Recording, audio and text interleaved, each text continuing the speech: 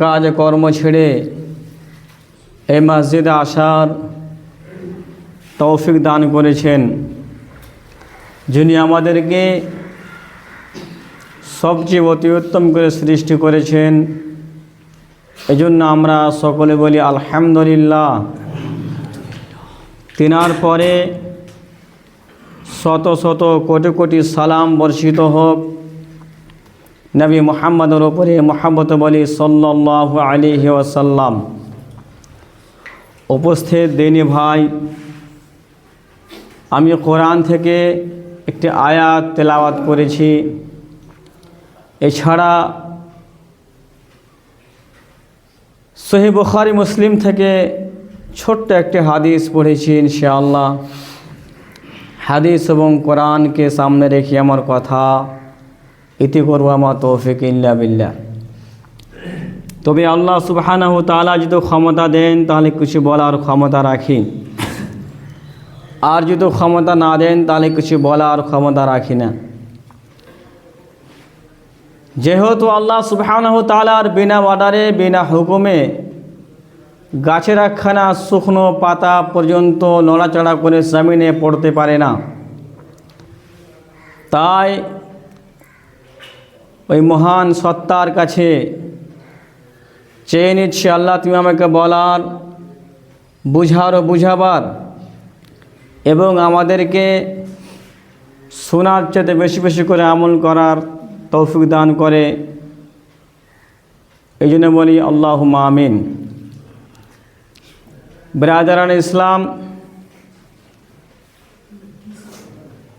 বিষয়টি হচ্ছে খুব গুরুত্বপূর্ণ বিষয়, মসজিদ ও দায়িত্বশীল সম্পর্কে। ইনশাআল্লাহ যথাসম্ভব হাদিস এবং কোরআন থেকে আলোচনা হবে। তবে কথা মানুষের পক্ষে যেতে পারে, মানুষের বিপক্ষে যেতে পারে, করার কিছু নেই, যেহেতু আল্লাহর এবং আল্লাহর নবীর কালাম থেকে কথা হবে। যদিও মানুষকে চোট লাগে, ঠেস লাগে, তবু বাস্তবতা হিসাবে মেনে নিতে হবে। এটাই হচ্ছে ইসলাম, এটাই হচ্ছে দিন, এটাই হচ্ছে নিয়ম। সম্মানিত ব্রাদারান ইসলাম, আলোচনা শোনার চেষ্টা করবেন, আর শুনতে গেলে পারে যে মাথাটা উপরে করতে হয়, এটাও আপনাকে নিজে নিজে বুঝে নিতে হবে। মাথা নিচে করে সব কথা বুঝতে পারবেন না। জি হ্যাঁ, সব সময় এক খেলে থাকতে হবে। সব সময় যতক্ষণ আলোচনা হবে শুধু এক খেলে থাকতে হবে। আর যখনই আপনি এক খেয়ালে থাকবেন, ইনশাআল্লাহ সম্পূর্ণ কথা বুঝতে পারবেন। জি হ্যাঁ, আর যখনই আপনার চোখ ঢুঁড়াঢুলি করবে, আপনার 100-র ভিতরে 80টা কথা বুঝতে পারবেন না, তখন আপনার ভিতরে তখন জাগবে না, আর আসবে না। এই জন্য অনুরোধ থাকছে আপনার কাছে, আল্লাহর ওয়াস্তে, আল্লাহর দোহাই দিয়ে আপনাকে বলি, কথাগুলি শোনার পরে আমল করার চেষ্টা করবেন। সম্মানিত ব্রাদারান ইসলাম, দুঃখিত, বলতে ব্যথা লাগে, কিন্তু তবুও বলতে হয় যে আজকে যে জুমার দিন, এটা আমরা সবাই জানি। আচ্ছা বলেন তো, কে এমন জানে না মুসলমানের ভিতরে যে আজকে জুমার দিন নয়? কে এমন জানে না আজকে সিদনা গ্রামের কোন এবং নওজোয়ান ব্যক্তি জানে না, কোনটা মানুষ জানে না যে কোন টাইমে খুতবা শুরু হয়, কোন টাইমে আজান হয়? এই ব্যাপারে তো আমরা সবাই অবগত আছি, সবাই জানি আমরা। তাহলে দুটো আজান দিয়ে লাভ কি হলো? জি, প্রশ্ন আপনাকে করছি। একটা আজান দিল তো আপনার মনে খালি চুলকানি শুরু হয়, মনে খালি ব্যথা ব্যথা অনুভব মনে হয় যে ওখানে আজান হচ্ছে, ওখানে আজান হচ্ছে, খালি বিভিন্ন দলিল আপনি দেন, মুফতি বনে যান নিজে নিজে, বড় মুহাদ্দিস হয়ে বসে থাকেন, আপনাকে ফতোয়া আপনাকে দিই না। জি না, বাস্তবতা কথা আপনাকে বলি, দ্বিতীয় আজান দেওয়ার মানেটা কি? দ্বিতীয় আজান দেওয়ার মানেটা কি? এর মানে হচ্ছে এটাই মাকসাদ হচ্ছে এটাই যে প্রথম আজান হবে, দ্বিতীয় আজানের আগে আগে সব মানুষ চলে আসে বাড়ি থেকে, মসজিদে জমা হয়ে যাবে। এটাই তো একমাত্র মাকসাদ। কিন্তু আসলে এটা তো হয় না। আজান তো দুটা হচ্ছে বটে, তো এটা তো হয় না। আর এখন যদি একটা আজান শুরু করা যায়, তাহলে পরে এখানে খাস করে শ্রীনগর গ্রামের মুফতির শেষ নেই। বিনা পড়ায় মুফতি আমরা, বিনা পড়ায় হচ্ছে আলেম, বিনা পড়াতে বুখারী। ব্রাদারান ইসলাম, চোট লাগবে কথা আজকে আপনাকে আগে বলেছি, ব্যথা হবে, কলেজে ছিদ্র করে ঢুকে যাবে কথা ইনশাল্লাহ। আমার রাগ করার কিছু নাই, জি না, রাগ করার কিছু নাই। রাগ করে কিছু করতেও পারবেন না ইনশাল্লাহ, আশা করি। কেন আমি যে বলবো কোরআন থেকে, সরাসরি হাদিস থেকে যে আমি বলবো, আপনি বলবেন কাকে? রাগ করবেন আপনি কার ওপরে? সম্মানিত ব্রাদারান ইসলাম, বলতে খুব দুঃখ হয়, মুসলমান আমরা যে মুসলমান দাবি করি, আমরা যে বুঝি এই জিনিসটা তো আমাদের হয় না কেন?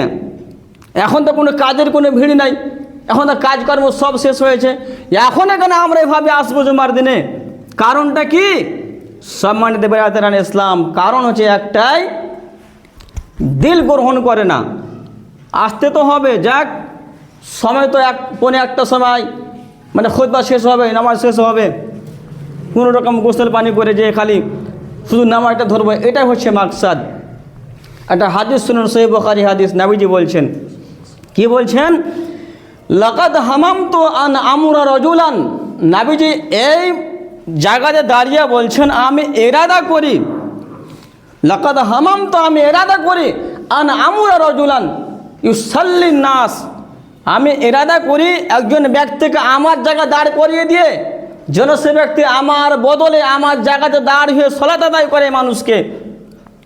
বাউরেকা আলা রেজালিন, আর আমি ওই সমস্ত বাড়ি গিয়ে সে বাড়িগুলো আমি আগুন জ্বালিয়ে পুড়িয়ে ছারখার করে দিই।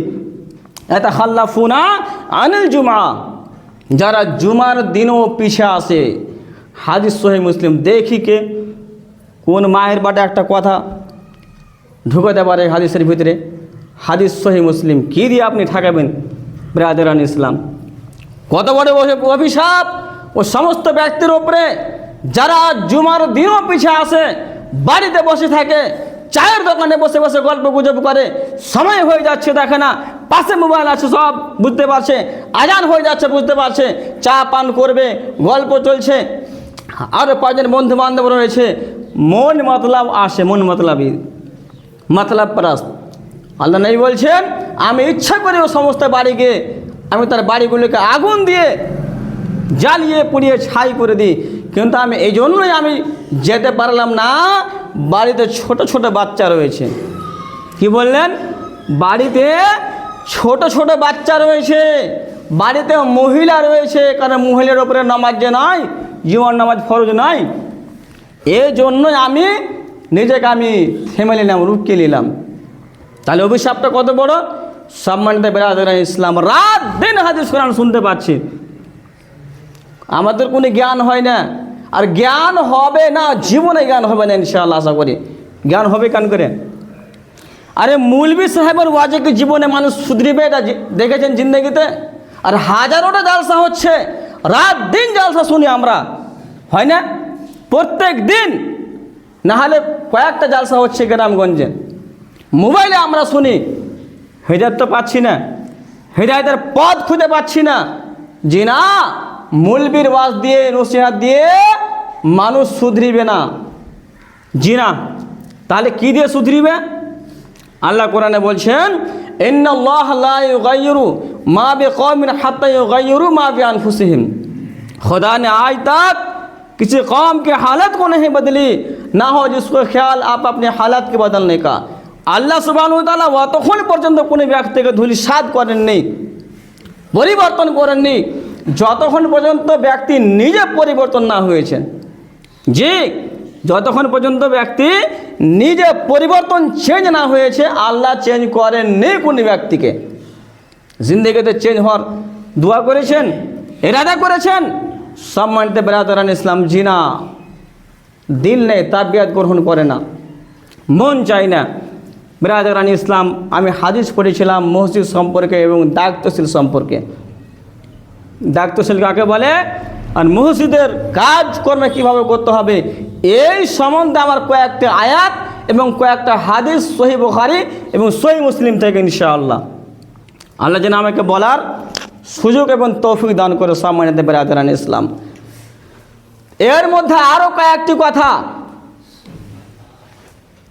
খাস করে অত্র গ্রামের প্রত্যেক ব্যক্তিকে আমি নিক্ষেপ করে বলি, বিরাদরান ইসলাম, খাস করে আমি যা দেখি আমাদের সিধনা গ্রামের খাস করে আমরা প্রায় সব পণ্ডিত বেশি। আমি অনেক জায়গায় ঘুরেছি মাদ্রাসার ক্ষেত্রে আলহামদুলিল্লাহ, আর অনেক বড় বড় মসজিদে জুমা পড়িয়েছি আলহামদুলিল্লাহ। জি হ্যাঁ, সুযোগ পেয়েছি, অনেক জায়গায় দাওয়াতও পেয়েছি আলহামদুলিল্লাহর ওয়াস্তে। কিন্তু বেশিরভাগ আমাদের সিধনার মতন এত বড় পণ্ডিত আর মনে হয় কোনো জায়গায় আছে কিনা আল্লাহ জানেন। মানে সবাই আমরা মালিক, সবাই বেশি বুঝি। একটা টাইম যদি চেঞ্জ করতে হয় মসজিদের, মানে সবাইকে গোলমাল করতে হবে, এটা আমাদের অভ্যাস, এটা আমাদের, এটা আমাদের খাসলত, এটা আমাদের, মানে সবাই আমরা আলেম। কত আপনি বুঝেন বখারি, কত আপনি বুঝেন টাইম সম্বন্ধে, কত আপনার জ্ঞান রয়েছে? দেখি একটা কথা বলেন দেখি, দেখি আপনি কত পারেন জ্ঞান। জোহর নামাজ কটা শুরু হয়, কটা শেষ হয়, বিনা ঘড়িতে বলেন দেখি কীভাবে বলছেন। আসর কীভাবে শুরু হয়, মাগরিব কীভাবে শুরু হয়, শাফাক কাকে বলে, ফলাক কাকে বলে, জি বলেন দেখি কে পারছেন এভাবে কথা বলতে? পারবেন না, ক্ষমতা নাই। সম্মানিত বিরাদরান, আপনি আমি ফখর করে আপনার কথা বলছি না, কথা বলার মাকসাদ হচ্ছে এটাই। সম্মানিত বিরাদরান ইসলাম, মসজিদের সময় টাইম টেবিল পরিবর্তন করে ইমাম সাহেব। ইমাম মানে আপনার চেয়ে বড়, বয়স ছোট হতে পারে আপনার চেয়েতে, যখন ইমাম যখন যখন দাখিল হবে আপনার বাপ চেয়ে বড়। সোজা আওয়াজ, বিরাদরান ইসলাম, মসজিদের টাইম চেঞ্জ করাকারী হবে, কখন টাইম হবে একমাত্র এটা ইমাম বুঝবে, এটা আপনার দায়িত্ব নয়। কে কী করছে না করে দেখার নাই। বিরাদরান ইসলাম, কোন মসজিদে কোন টাইমে পড়ছে, কে কোন টাইমে পড়ছে সেটা কোন আমাদের দলিল নাই, মাক্কা মদিনা আমাদের দলিল নাই। আমাদের দলিল হচ্ছে একমাত্র হাদিস এবং কোরআন। সম্মানিত বিরাদরান ইসলাম, জি হ্যাঁ, আরও কিছু আপনাকে কথা বলে দিই। সময় হয়ে যাচ্ছে, সময় ধরে নিন নামাজের সময় হয়ে যাচ্ছে বা হচ্ছে, এই সময় তো অনেক মুক্তাদা আগে উঠে বসে থাকে, এই উঠো সময় হয়ে গেল। এ পারমিশন আপনাকে কে দিয়েছে? সরাসরি ভুল, এটা ঠিক নয়। শরীয়ত এই সমস্ত জিনিস গ্রহণ করতে পারে না। জি না, যদি 5 মিনিট লেট হয়ে যায় আপনাকে অপেক্ষা করতে হবে, এটাই হচ্ছে শরীয়ত, এটাই হচ্ছে নিয়ম। এটা সম্মানিত বিরাদরান, খবরদার শরীয়ত জানার চেষ্টা করেন। যা হোক, অনেক কিছু কথা বললাম, ব্যথা দুঃখ হলে পরে দয়া করে মেনে নেবেন আর ক্ষমা করে দিন। সম্মানিত বিরাদরান ইসলাম, যাই হোক, বলছিলাম কথাগুলি, আমি আয়াত পড়েছিলাম আল্লাহর কোরআনের আয়াত, সূরা তাওবাতে আল্লাহ তাআলা বলছেন যে মা কানা লিল মুশরিকিন আন ইয়ামুরু মাসাজিদাল্লাহ, পৃথিবীর কোনো মুশরিকের কাম নয়, কোনো বেদিনের কাম নাই যে তারা এ মসজিদকে নির্মাণ করবে। কার কাম নাই? পৃথিবীর কোনো মসজিদকে নির্মাণ করবে, এটা মুশরিকের কাম নয়, এটা বেদিনের কাম নাই, এটা কাফিরের কাম নয়। কেন কাম নাই? আরে মুশরিকরা চাচ্ছে কি দিন ইসলামটা মিটে যাক, মুশরিক চাচ্ছে কি দুনিয়া থেকে মসজিদ ভেঙে ধূলিসাৎ হয়ে যাক, সাফ হয়ে যাক। তারা এটা চাচ্ছে, শুধু আজকে নয়, সেদিন থেকে তারা চাচ্ছে দুনিয়াতে ইসলাম না থাক। আল্লাহ এই কথা কোরআনে বলে দিয়েছেন, এটা মুশরিকের কাম নয়। তবে কার কাম? ইন্নামা ইয়ামুরু মাসাজিদাল্লাহি মান আমানা বিল্লাহি ওয়াল ইয়াউমিল আখির ওয়া আকামাস সালাতা ওয়া আতা যাকাতা।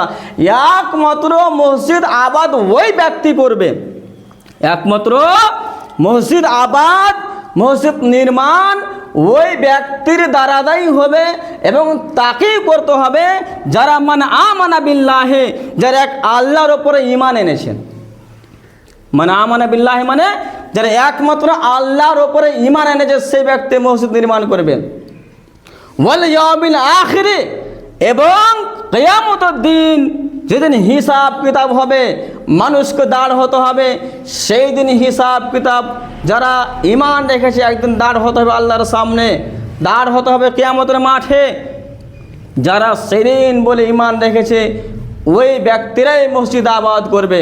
ওয়া আকামাস সালাতা, তারপরে যারা নামাজ আদায় করে, ওয়াতা যাকাতা, যারা যাকাত দেয়, মাল বেশি হয়েছে, নিসাব পর্যন্ত হয়েছে, হিসাব করে যাকাত আদায় করতে হবে, এই কথা আল্লাহ বলছেন। এর মানে এগুলো গুণ আল্লাহ বলে দিলেন। যারা ঈমান এনেছে, মালে যাকাত দেয়, নামাজ আদায় করে, ওই সমস্ত ব্যক্তিরাই, তারাই একমাত্র মসজিদের আবাদ করবে, তারা একমাত্র মসজিদ নির্মাণ করবে। এই ছাড়া কারো ক্ষমতা নেই, করতে পারে না কেউ।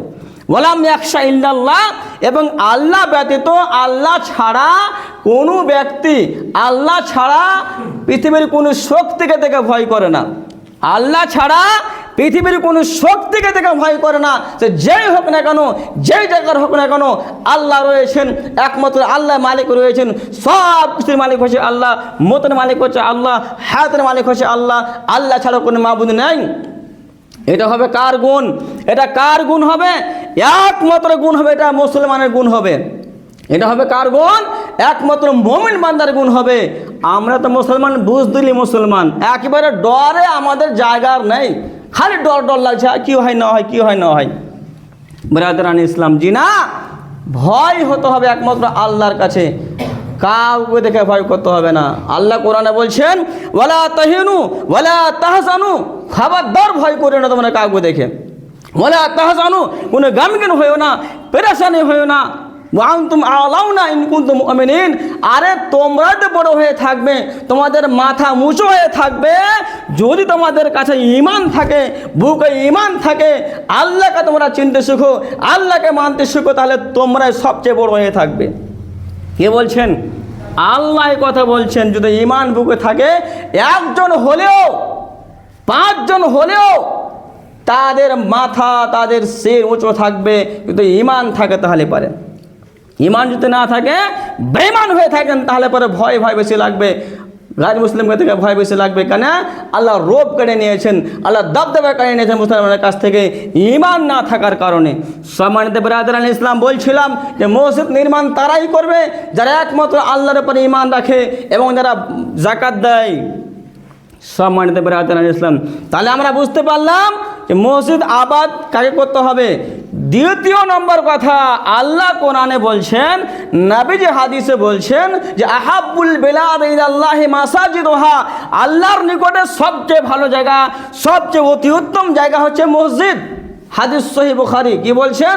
আহাব্বুল বিলাদে, আল্লাহর নিকটে, ইলাল্লাহে, সবচেয়ে ভালো আল্লাহর নিকটে, মাসাজিদুহা, আল্লাহর ঘর, আল্লাহর মসজিদ, আল্লাহর ঘর, আল্লাহর মসজিদ। এর মানে পৃথিবীতে যত জায়গা রয়েছে, সবচেয়ে ভালো জায়গা হচ্ছে একমাত্র আল্লাহর ঘর।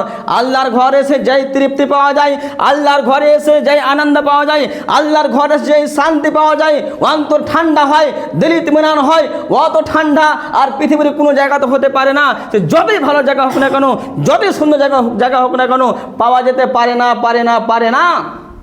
তারপরে বলছেন, ওয়াবগাদুল বিলাদ ইলাল্লাহি আসওয়াকাহা, আর পৃথিবীর বুকে সবচেয়ে খারাপ জায়গা, সবচেয়ে নিকৃষ্ট জায়গা হচ্ছে কি?